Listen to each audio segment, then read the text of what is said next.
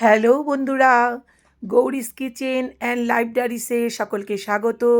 এই গোল মন্দিরে অনেক দিন থেকে আসবো আসবো করেও আসা হয়ে উঠছিল না। এটা কিন্তু মন্দির নয়, এটা the art of living Siliguri.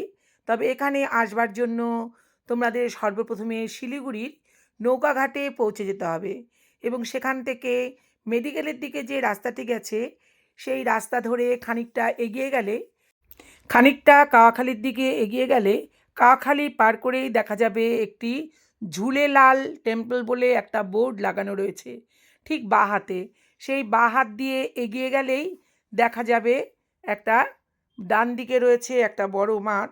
সেই মাঠ ধরে একটু এগোলেই ডান পাশে রয়েছে এই গোল মন্দির।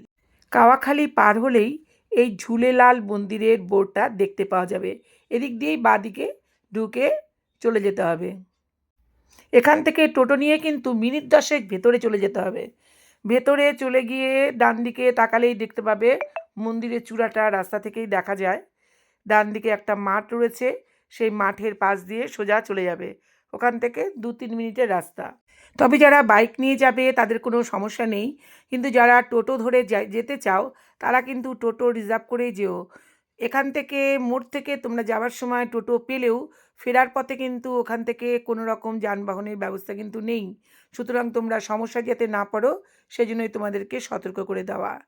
এইখানে প্রবেশ করার পর আমরা জানতে পারলাম যে আজকে ভেতর দিকে যাওয়া যাবে না, কারণ সেই সময় এখানে একটা ক্লাস চলছিল। ওনারা জানালেন রবিবার পর্যন্ত এখানে ক্লাস চলবে, তাই ভেতরে প্রবেশ করা নিষেধ। তা কি আর করা যায়, এখানে যখন পৌঁছেই গেছি। এখানে দরজায় দারোয়ান ছিলেন, সেখানে নাম লিখিয়ে উনি বললেন আপনারা চারপাশটা ঘুরে দেখতে পারেন। সেখান থেকে আমরা চারিপাশটা একটু ঘুরে ফিরে দেখলাম। পেছনের দিকে দেখলাম আরও কাজ চলছে, সম্ভবত এখানে স্কুলের বিল্ডিং তৈরি হচ্ছে। পেছনের দিকটা দেখলাম ডাইনিং রুমও রয়েছে। আর কি করা যাবে, আমরা পেছন দিকে গিয়ে কিছুক্ষণ বসে ওখানে জিরিয়ে নিলাম এবং চারপাশটা ভালো করে দেখলাম। এই যে পেছন দিকে রাস্তা, কিন্তু এটা পেছন দিকেও একটা এইভাবে গড়ানো সিঁড়ি রয়েছে, আর সামনের দিকে রয়েছে স্টেপ বাই স্টেপ যে সিঁড়িগুলো সাধারণত আমরা বাড়িতে ব্যবহার করি সেই ধরনের। এখানে আরও দেখলাম আয়ুর্বেদিক চিকিৎসার ব্যবস্থাও রয়েছে।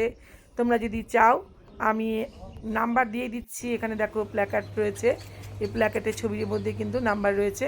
তোমরা এই নাম্বারে যোগাযোগ করে কথা বলে নিতে পারো।